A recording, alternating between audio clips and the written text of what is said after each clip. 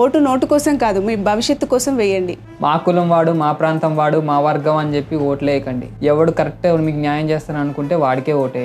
నోటాకైనా ఓటేయండి, కానీ ఓటు వేయకుండా మాత్రం ఉండొద్దు. ఓటును వినియోగించుకోవడం ప్రతి ఒక్కరి ధర్మం.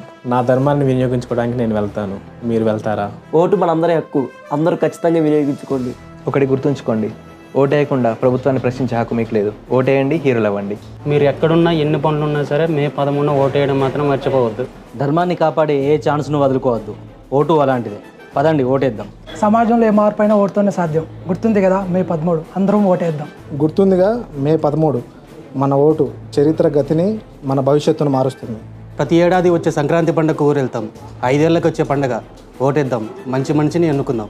మీ ఓటే మీ స్వరం. తప్పనిసరిగా ఓటు వేయండి. ఓటరన్న మేలుకో, దేశాన్ని మార్చుకో. పురోగతి కావాలా? వెళ్ళి తగిన వాడిని ఎన్నుకో. ఆలస్యం ఎందుకు? ఓటే. మే 13 హాలిడే కాదు, మీ ఫ్యూచర్ని డిసైడ్ చేసే డే. సో అందరూ ఓటేయండి.